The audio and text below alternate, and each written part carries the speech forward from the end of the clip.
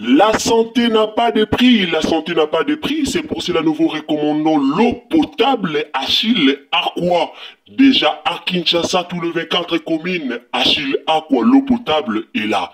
Les abonnés de la chaîne YouTube Xile Botelwa, nous vous recommandons l'eau potable Maya Peto, Maya Kimia, Maya Bangelou. Senga Achille Aqua, partout où vous êtes, le numéro est là.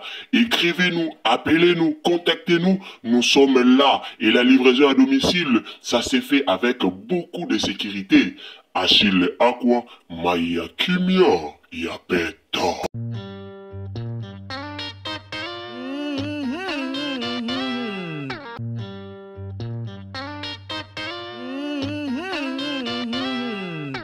Salut la famille, bonjour à tous. Mbote bandeko bolandara biso, mbote na bandeko nyonso bolandara ya bino Ursile Botelwa TV. Bande onanga lelo toye na likambo ya Paul Kagame, tozoyo kapenza monde eza ya kopela pona liwa ya Paul Kagame. Partout bazolo bake Paul Kagame akufi. Alors tozoyo ba message ebele concernant bato bolandara biso ba obozala kapenza il faut boyo kakaka biso po boye ba eza vérité to eza lukuta. Alors yango toye kolobela lelo concernant liwa ya Paul Kagame. Alors on a pesi bino mbote bandeko bolandara biso ming ba obo pesa biso vraiment confiance ming ba obo lingara mingi koyoka biso en tout cas nzamba lola apambola bino batu nyosa obo landaka ya bino Ursile Botelwa TV. Wana na pesi mbote nanga na bandeko balingaka nga ponga pena na pesa mbote toujours na ba o balingaka nga na ba o bolingaka nga nzamba lola apambola bino ba o bokomeli biso pona koluka koyeba eloko nini oezoleka na vie ya Kagame eloko nini oezoleka eske Paul Kagame akufi ya solo to ya lukuta eske alors nazo expliquer bino awa na mikolo donc kaka na sikoyo na video oezo ya sima to kolanda eske Paul Kagame akufi ya solo to akufi ya lukuta.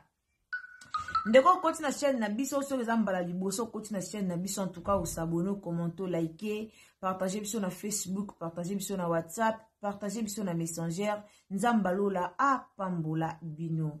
Naloba toujours na chaîne na biso soki ezambala no ya liboso koti, oza bienvenue, oza welcome na chaîne na biso. Alors tango zo s'abonner ko bosa na te cliquez le biso kaka na cloche de notification. Donc cliquez cloche de notification pour que prochainement tango Ursile Botelwa TV azota ba analyse na ye otala biso partout oyo okozala. Ya bomonto lobara toujours quand vous abonnez, activez le biso toujours cloche de notification. Cloche de notification nde ekosunga yo otala biso e place nyoso oyo okozala. Amae ane ya sika solo ya sika na gavke papa na mai matali fertilité masculine agrandissement des troisième jambe qui mobile et salakate pe ezamukie mama azo sepelate na mbetu na gavke la muki feti zongi ba mama na ba problème ya mabota myome fibrome trompe kiss règle abondante ménopause ata okomi na 65 ans mama okobota mwana yoka bien dépression maladie mentale, autisme, ata mwana alobaka te, mobulu makasi, tope alalaka te, salina solution, na gavke, bona loposo, totikali simate, vergete, babengi nduta, bouton, tache, acné, na gavke, ba produit bio, kaka na 5 jours ya bamba oteli lokola lilala uniforme tozali na gamme complète ya kopakola ya injection ya comprimé ya suppositoire esengo ezali mama olingi ovimbisa tolo pe nsima sans opération benga biso na lombango papa mama yo oyo otungisama mingi na maladi ya hémorroïde interne to pe externe yoka na 2 jours ya bamba omoni changement ya solo ebongo bona bokono ya diabète AVC tension to pe obésité cave-cœur colo solution perte de poids naturellement okokota salle de sport teo na kisi ya comprimé pe injection na cave-cœur ozongi mobimba baproduit na biso ezali 100% naturel esalemi na baplan na baindustrie ya Allemagne mpe Angleterre na cave-cœur okosepela.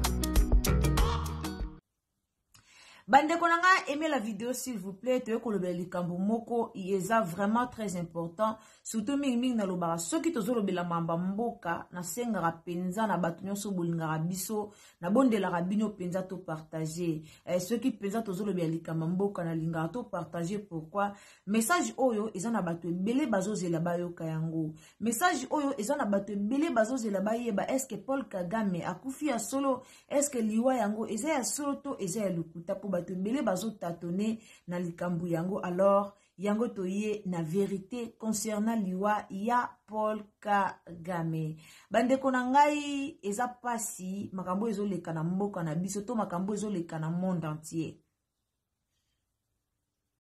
Soki tokoluka toyeba pona nini bato bazosepela na liwa ya Kagame, pona nini bato bazosepela, pona nini bato bazosepela po peuple congolais aza vraiment na esengo ya koyoka ke Kagame akufi selon Barimer. Alors na banda kotia la bino video oyo nani aye kopesa rapport tope nani aye na information na mboka na biso concernant Kagame, nani aye ko informer na population tope na monde entier mobimba Kagame a kufinautia la bino information wana awa bokolanda nani aye na likambo wana.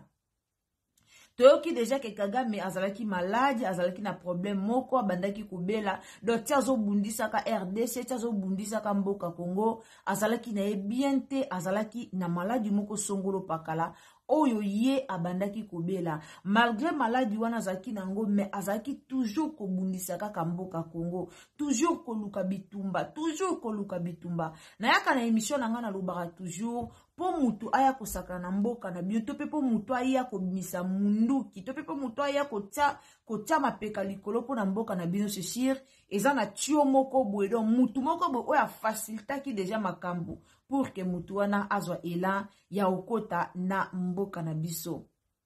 Makambo esale makana Congo, eza vraiment pas si pe mawa. Tozo nyokwa mana Congo, pourquoi? Parce que bato balekaka liboso, basalara déjà malamu te. Alors tango bato balekaka liboso, basalara malamu te, ba ope bazoya na sima, oleba sala malamu, oleba bongisa, bango pe bakomika akoza lokolo, pona koluka lisusu ko bebisa sope konyokola oyo ezali bongo peuple congolais.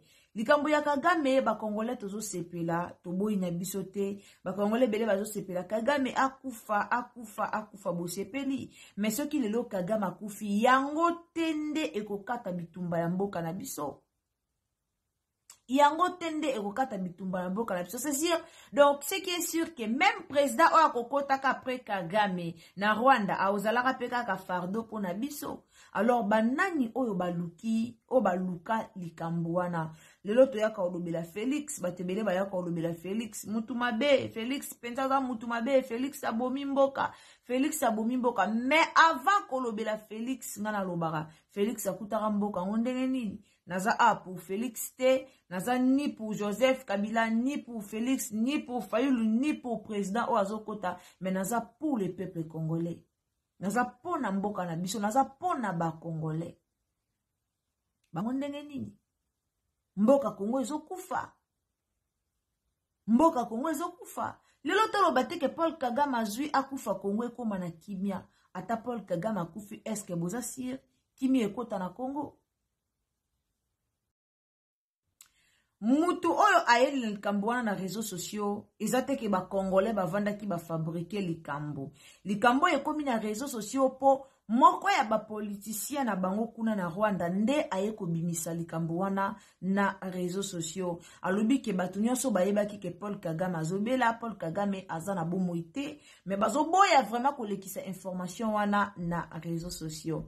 Alors ba Congolais toyebaki ata Paul Kagame akufi, tu es na ba émission te ke to sepela akufi, oui akufi, d'autre part to ko sepela pe a président o anyoko la rabatu pa akufi, mais boyebaki même o akoyaka na pays na bango a onyoko la rape kaka ba Congolais siko. Quant à nous ba président na biso yango esenga siko ba président na biso wapi bino na situation bozala makasi lelo tolo baka Kagame mais ba président na biso moko pe il faut ba prendre pe conscience ya makambo ebele.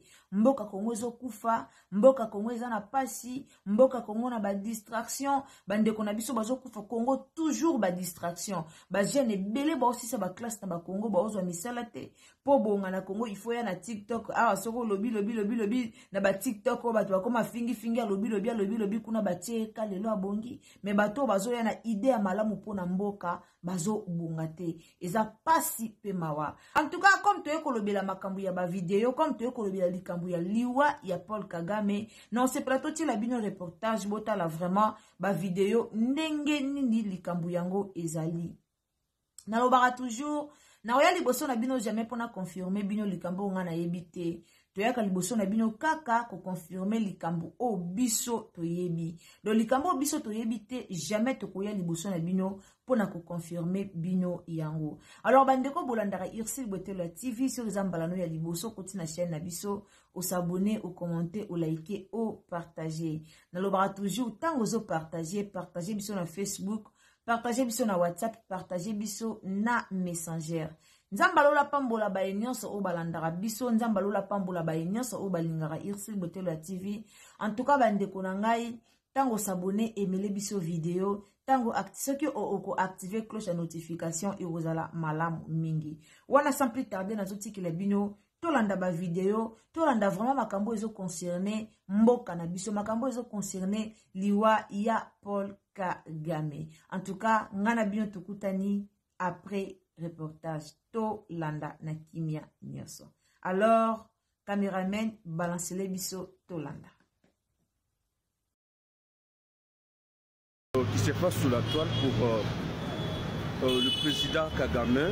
Il est vrai que tous les informations qui non, à qui Allemagne, pour avoir déjà une maladie à cerveau et en tout, voilà, à qui n'a qui se fait soigner, mais Barimé réseau du Makeno, au Kagame, Barimé, dans l'obité qu'on y va dire au Kagame à Koufi. Maintenant, tous les informations, mon côté dans le gouvernement rwandais.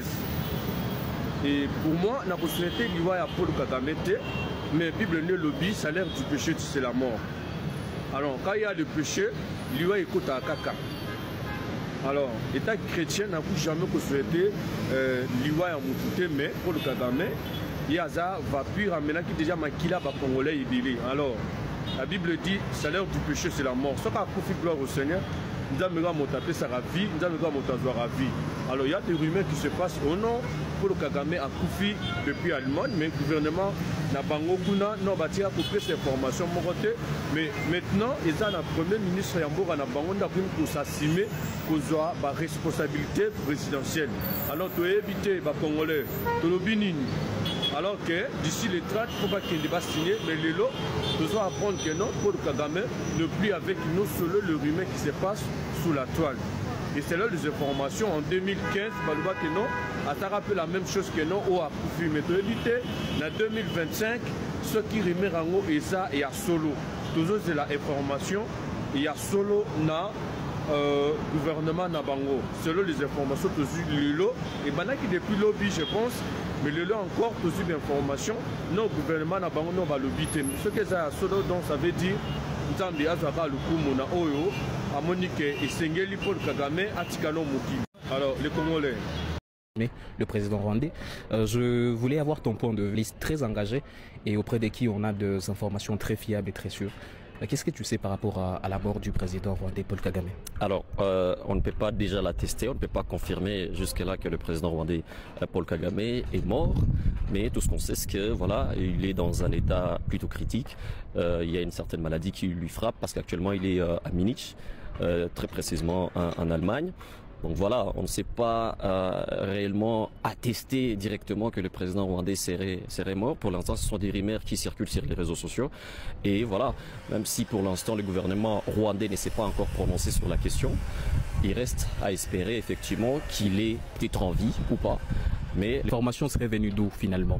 alors, le président Paul Kagame est connu à l'est de la RDC pour nombreuses de ses exactions parce que la population congolaise, des fois, en a marre de ce qu'il fait dans l'est de la RDC. On parle de conflits régionaux aujourd'hui, RDC-Rwanda.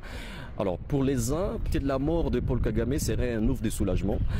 Et voilà, donc c'est probablement de là que la rumeur est partie et jusqu'à maintenant, ça fait vraiment mouche. Président rwandais Paul Kagame. De Joseph Kabila après la mort de Paul Kagame. Corneille Nangaa va-t-il fuir ou il va continuer dans ses aventures? Depuis hier soir, les agitations sont palpables au Rwanda, oui, particulièrement dans la capitale Kigali, où le diplomate accrédité s'interroge sur l'attitude ambiguë des autorités rwandaises. La guerre de succession a commencé. Washington et l'Union européenne, relayée par le chancellerie occidentale, parle de Louise Mushikwabo. Oui, la secrétaire générale de la francophonie comme successeur. C'est que James Kabarebe et certains généraux ne veulent pas entendre parler. Aux dernières nouvelles, nous apprenons qu'une forte délégation, conduite par le ministre rwandais des Affaires étrangères, est arrivée hier dimanche au chevet du génocidaire à Francfort, qui doit être transféré dans la capitale de l'Angleterre, donc précisément à Londres. Comme je l'avais dit avant-hier, que c'était une information à vérifier, alors vérifiez-en. Nous sommes prêts à sabrer le champagne. Quel sera l'essor de Joseph? naza omona bato mingi baza koloba mama ndenge nini eza ba o baloba kaka biso foto yo kayo ma Paul Kagame akufi to akufi te parce que ba image ezali kotambola. Certes eza na mutu moko azali rwandais, un pasteur nde asalaki émission moko aza ko confirmer liwa ya Paul Kagame. Alors je prie tout mon temps ya koluka koyeba koyoka déjà parce que bato mususu eza ba question belé maman lobi boloba ki le 15 il fallait ba signer ba accord de paix ba biloko wana nyonso ba signer tendeng so boyebi te babande koloba déjà Paul Kagame boyoka de ba rumeur wana que Paul Kagame alobi aza malade aza kobela yango boyoka ki pardon bo excusez grippe ezosilate yango boza koyoka toujours que ba congolais musu banda loba te ce n'est pas le moment ya kobela. Ata yo kobela, il faut tinda ministre na yo y affaires étrangères akende sur place. Paul Kagame akosani kobela. So peza ya solo sope ya lokuta. Mais oyo nga na yoki, na lobi na yoki, naza na ba vérification te naza na eloko moko na ko prouver bino. Que na yesa no oui ou non. Oyo nga na yoki, ba lobi ki non. Paul Kagame oui, il est malade. Il est malade, mais Paul Kagame kokufa, Paul Kagame akufite. Wana kokufa te wana na la di émission ngo na TV ou soit RFI ou TV5 lo mois bongo balakisi batni baza ko fêter Paul Kagame akufi, Paul Kagame non les amis, Paul Kagame akufite mais il est malade. Je ne sais pas si ko ya koloba ke malade wana eza vrai ou malade wana eza la ki faux pour akima makambo il fallait le 15 pardon to yebite. Boyebi que Paul Kagame, il est prêt à tout, hein, il est prêt à tout. Mais Baloba qui soi-disant, opéra qui est soi-disant. Donc c'est lui qui a peur de signer. Il a peur de signer parce que yende aza ko perdre. Batebe na moni bazoloba, on dirait bazali ko chola, boloba ki ba ko signer. Mais c'est Paul Kagame ndazo kima bandeko. Paul Kagame aza ko kima. Mais toyoki sango balobi que si moi na koko samno date te men na moi ya juillet ba koki ko signer ba accord wana je pense ekoki kosigname. Mais Paul Kagame azosala par tout le moyen parce que bakor wana soki salami, il va perdre. Tout ce qu'il demande là, ezaka kazoluka sécurité na ye. Ce qui peut ake maladie ya solo yemo kanda koyiba. Ce qui peut akosani ka pona ko éviter yemo kanda koyiba bandiko. Beba ke Paul Kagame nde azokima. Biso to pesi bino merci. Hello la famille. Bandeko na nga wana naza sir toza ebele o touti koyoka touti vraiment koyoka likambu yango affaire liwa ya Paul Kagame. Alors tozo zela tozo ba information ya malamu soki eza ya solo tokoyela bino yango awa na Ursil Bo Telwa TV. Na toti la bino Denis Lesi sa reconnu biso so toyebi Denis Lesi. Alors na toti la bino botala epai wapi oyo Félix Tshilombo basinyaka ba accord na bango na Kagame. En tout cas to bondela nga alobaka toujours to bondela kaka pona mboka RDC po eza mawa mingi.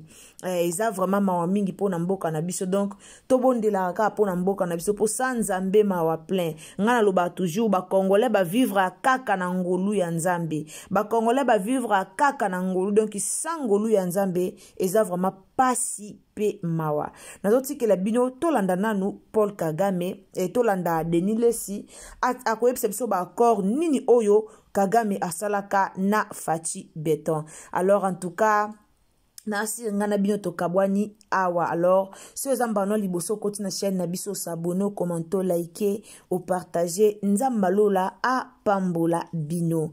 Au temps aux s'abonner ko bossa na te activer les cloche à notification et puis aimer vidéo et aux ala malamu mingi tokutani à la prochaine occasion Tolanda. Tango Kabila na pouvoir so yo Kagame asenga mabele. Donc, Nengezana, Kagame a bien à président Félix, mais président Félix a comprendre que le peuple congolais sera trahi. Bango, a maman a problème très sérieux. À se retirer. Le corps a se retiré, et ça dit que ceux qui ont conflit, mais le before on a kota a présenté. C'est-à-dire que le président a pris conscience que la minute où il faut relation là, ezala gagnant-gagnant ou on se sépare, on se bat. Baza bien armé, baza na complot ya mboka na biso yo, parce que famille présidentielle ezala rawa kala, baza na ba intérêt na Rwanda, ba na ba intérêt na Kivu, ce qui fait que il faut traiter na biso mais bazo traiter na Rwanda. Rwanda zo facilité biloke kota kuna pour permettre guerre wana ba biloke leka business ya awa etambola bien na Europe. Nous sommes victimes de la richesse. Mais Kagame a aussi là. A kufa mabe na sa kolango parce que na lobaki yango. Kagame azana déclin.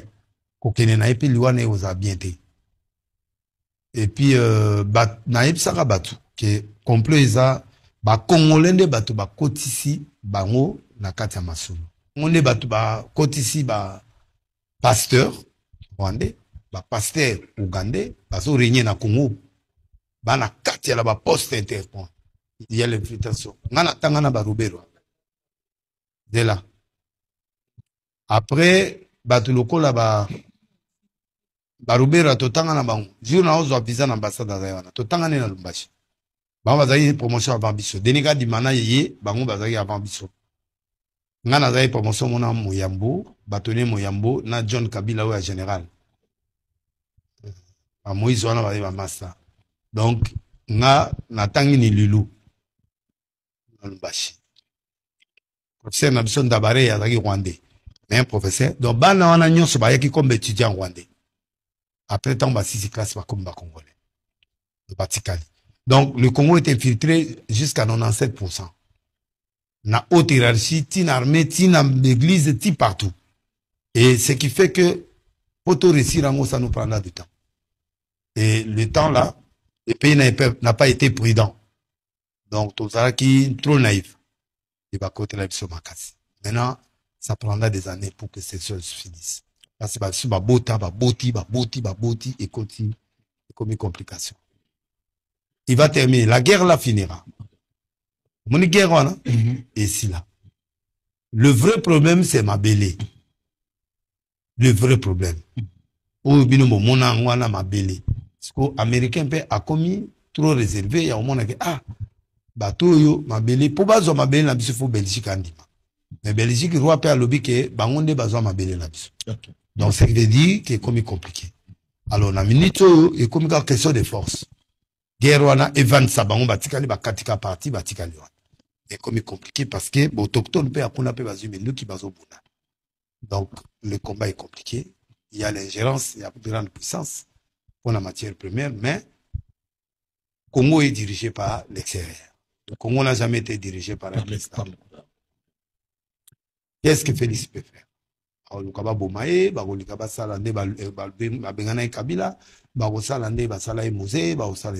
Mais à un moment, ceux qui peuplent la bandi Koboya, na ba église, bazo réagir, ba américain balinga abomote, na ba européen balinga ba marche où il y a ba grande confession religieuse, ceux qui koti zamabe. Au moins tant to tambola giwana, na ba église de réveil, na ba catholique, na ba nan epesa et moi froideur.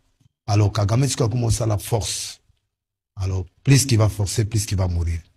Ils vont avoir une défaite à haut niveau parce que Nzamba s'est activé à Télémi Ponako. Quand Kabila est dans le pouvoir, Kagame a 5 ans mabele. Donc, Nengezana, Kagame a balaye bien à président Félix, mais le président Félix a compris que le peuple congolais sera trahi. Bango, a maman a un problème très sérieux à se retirer. Le corps a se retiré et ça dit que ceux qui ont un conflit, mais le before on a kota a présenté. C'est-à-dire que le président a pris conscience que dans la minute où il faut relation là, gagnant-gagnant ou on se sépare, on se bat. Baza bien armé, Baza na complot il y a mboga na biso parce que la famille présidentielle ils ala rawa kala. Bazan a intérêt dans Rwanda, bazan a intérêt dans Kivu, ce qui fait que il faut traiter dans Bissomo, mais bazo traiter dans Rwanda. Rwanda zo facilité biloke kota kuna pour permettre guerre wana ba biloke leka business à awa et tambola bien na Europe. Nous sommes victimes de la richesse, mais Kagame a aussi là a kufa mabe na sa kolango parce que na loba kyango Kagame azana déclin kokene na epi liwane oza bienté. Et puis, naïb saka batu, que complot isa, congolais de batu, kotisi, bango, na katia masolo.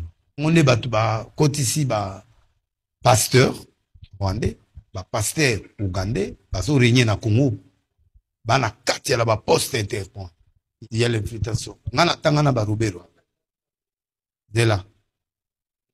Après, batu loko là Barubera totanga na bango. Jour na ozo visa na ambassade na Zaïwana. Totanga na Lumbashi. Bango bazali promotion avant biso. Denika di mana yeye, bango bazali avant biso. Nga na zali promotion mona Moyambo, batone Moyambo na John Kabila ou général. Ba Moïse wana bazali ba master.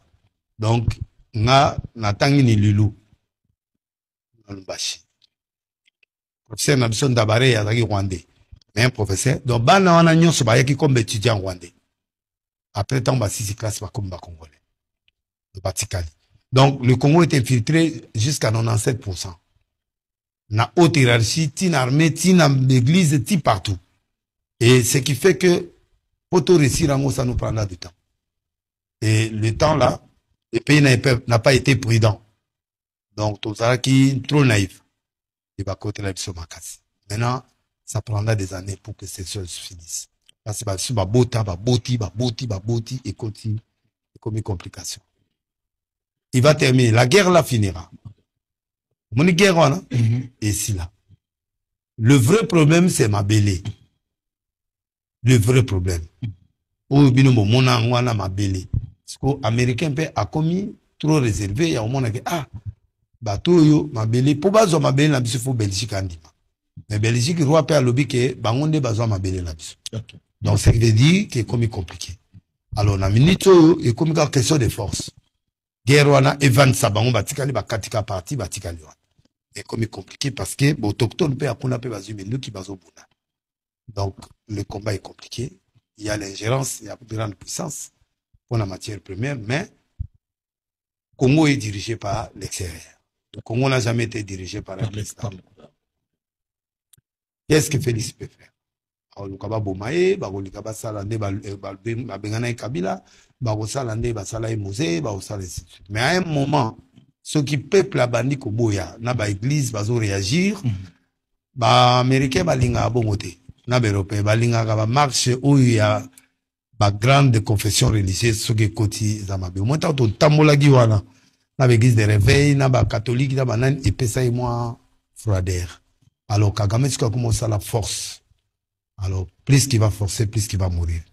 Ils vont avoir une défaite au niveau parce que Nzamba s'est activé. La santé n'a pas de prix, la santé n'a pas de prix, c'est pour cela nous vous recommandons l'eau potable Achille Aqua. Déjà à Kinshasa, tout le 24 communes, Achille Aqua, l'eau potable est là. Les abonnés de la chaîne YouTube Xile Botelwa, nous vous recommandons l'eau potable Maya Peto, Maya Kimia, Maya Bangelou. Senga Achille Aqua, partout où vous êtes, le numéro est là. Écrivez-nous, appelez-nous, contactez-nous. Nous sommes là et la livraison à domicile, ça s'est fait avec beaucoup de sécurité. Achille Aqua, Maya Kimia, Yapeto.